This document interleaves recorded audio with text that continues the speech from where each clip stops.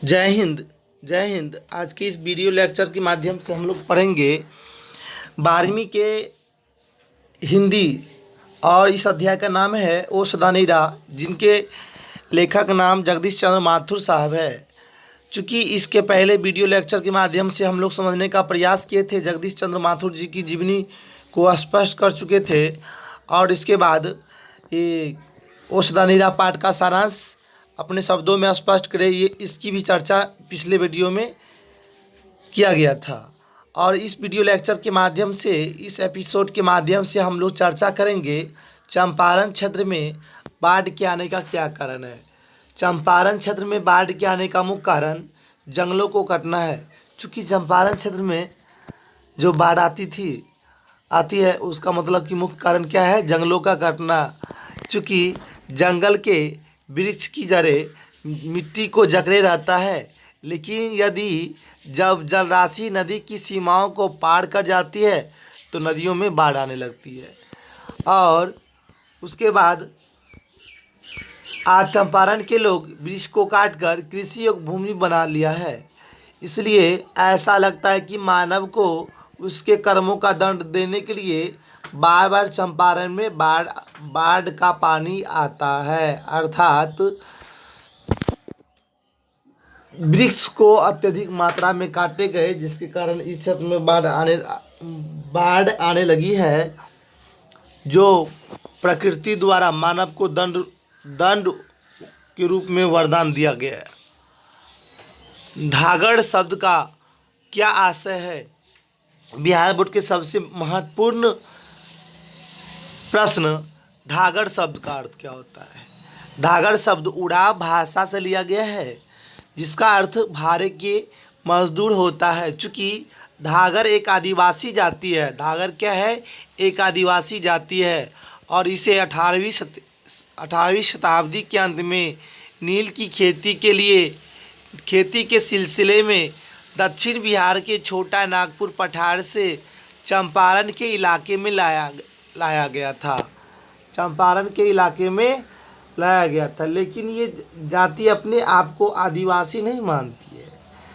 बिहार के छोटा नागपुर पठार से चंपारण के इलाके में कृषि कार्य के लिए लाया गया था, लेकिन ये जो जाति है, धागड़ जाति है, ये अपने आप को आदिवासी नहीं मानती है। अंग्रेज नीलहे किसानों पर क्या अत्याचार करते थे? अंग्रेज नीलहे किसानों पर बहुत अत्याचार करते थे। चूँकि किसानों से ज़बरदस्ती नील की खेती अंग्रेज़ों के द्वारा करवाई जाती थी। और हर 20 कट्ठा ज़मीन में 3 कट्ठा नील की खेती किसानों को करनी पड़ती थी। जी हाँ, ये भी ध्यान रखना है कि जो 20 कट्ठा ज़मीन में 3 कट्ठा नील की खेती करनी पड़ती थी भारतीय किसानों को, जिसे इस प्रणाली को 3 कठिया प्रणाली के रूप में जाना गया था। चूँकि जिस भूमि में नील की खेती की जाती थी उसकी उर्वरता शक्ति लगभग समाप्त हो जाती थी। और जिस रास्ते से साहब की सवारी, अर्थात जिस रास्ते से अंग्रेज चलते थे, उस रास्ते पर हिंदुस्तानी लोग अपना जानवर तक भी नहीं ले जा सकते थे।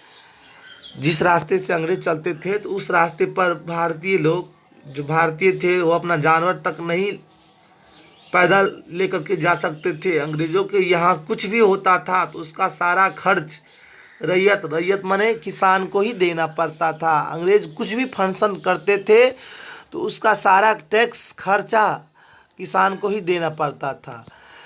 इसी 3 कठिया प्रणाली को समाप्त करने के लिए अंग्रेज़ों के खिलाफ एक बहुत बड़े स्तर पर युद्ध को जारी रखने के लिए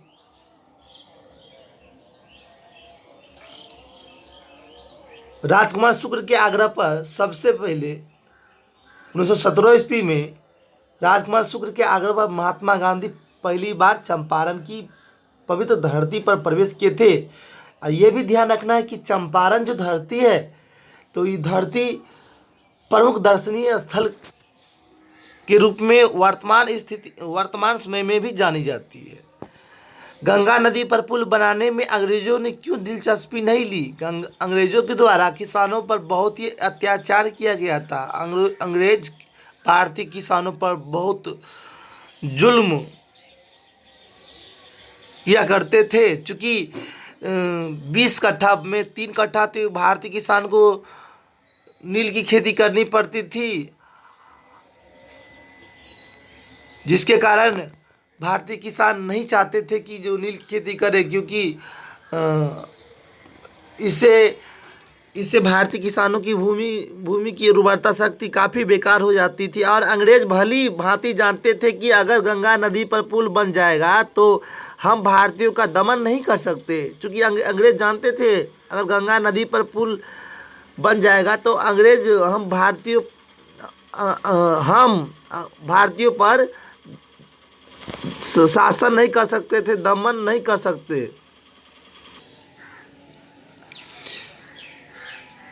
अतः इसी कारणवश गंगा नदी पर पुल बनाने में अंग्रेजों ने दिलचस्पी नहीं ली, क्योंकि अगर पुल बन जाता तो अंग्रेज सही से भारतीय मजदूर और किसानों पर अत्याचार नहीं कर पाते। चंपारण में शिक्षा की व्यवस्था के लिए गांधी जी ने क्या किया था?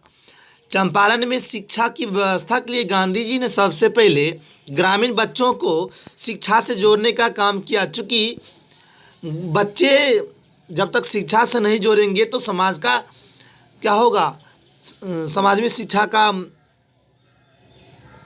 प्रभाव देखने को नहीं मिलेगा। इसके लिए इन्होंने सबसे पहले 3 गांव बरहरवा, मधुबन और भितिहरवा में आश्रम विद्यालय स्थापित किए थे। और इसी आश्रम विद्यालय से बच्चों में शिक्षा प्राप्त करने की ललक जगी थी। तो आपको ध्यान रखना है कि गांधी जी के द्वारा चंपारण में शिक्षा की व्यवस्था के लिए 3 गांव में शिक्षा व्यवस्था सुचारू रूप से चलाने का प्रयास किया था। बरहरवा, मधुबन और भितिहरवा में आश्रम विद्यालय खोला गया था। अब आपको ध्यान ये वस्तुनिष्ठ प्रश्न की और हम लोग चलेंगे। ओ सदानीरा शीर्षक का संबंध किससे है? इसका विद्या क्या है? तो आपको ध्यान रखना है कि ओ सदानीरा जो शीर्षक है जगदीश चंद्र माथुर के द्वारा लिखी गई शीर्षक, तो शीर्षक का निबंध से लिया गया है। ये इसका विद्या क्या है? निबंध है। ओ सदानीरा जगदीश चंद्र माथुर के बोलते क्षण निबंध से संकलित किया गया। बोलते क्षण निबंध से संकलित ओ सदानीरा किया गया है। ओ सदानीरा निबंध पाठ में महात्मा गांधी महापुरुष की भी चर्चा की गई है। ओ सदानीरा निबंध पाठ में बिहार के चंपारण भूभाग की संस्कृति का वर्णन किया गया है। तो ओ सदानीरा निबंध पाठ में किसकी चर्चा की गई है? तो बिहार के चंपारण के भूभाग की चर्चा की गई है। 2500 पहले गौतम बुद्ध का आविर्भाव इसी क्षेत्र में हुआ था। चंपारण में धागड़ छोटा नागपुर प्रदेश से आया था। धागड़ जाति कहाँ से आया था? छोटा नागपुर प्रदेश से आया था। गांधी जी चंपारण अप्रैल 1917 ईस्वी में राजकुमार शुक्ल के आग्रह पर पहुँचे थे। 3 कठिया प्रथा का संबंध नील से है। मठ के महंत ने गांधी जी को एक महुए के पेड़ के नीचे शरण दी थी। माथुर साहब के द्वारा वैशाली महोत्सव का बीजारोपण भी किया गया था। पंडही नदी बिखनाथोरी तक जाती है। बराज भैंसालोटन में बन रहा था। बराज कहाँ बन रहा था? भैंसालोटन में बराज बन रहा था। अब आपको ध्यान रखना है कि आम्रपाली ने तथागत को आम्रवन सौंपा था। बिहार के नंदगढ़ विशाल स्तूप प्राचीन स्थापत्य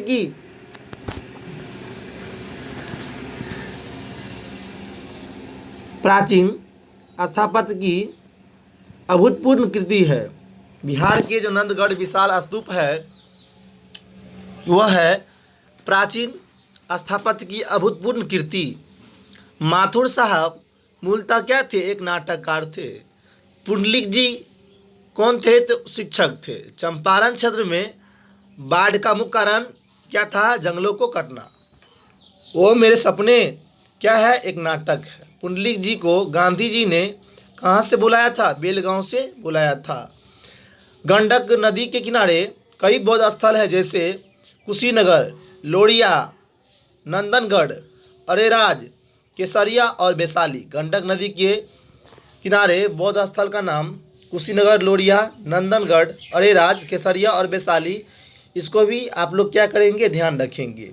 कुशीनगर में गंडक को नारायणी कहा जाता है। जी हाँ, ये भी बहुत ही इम्पोर्टेंट है। कुशीनगर में गंडक को क्या कहा जाता है?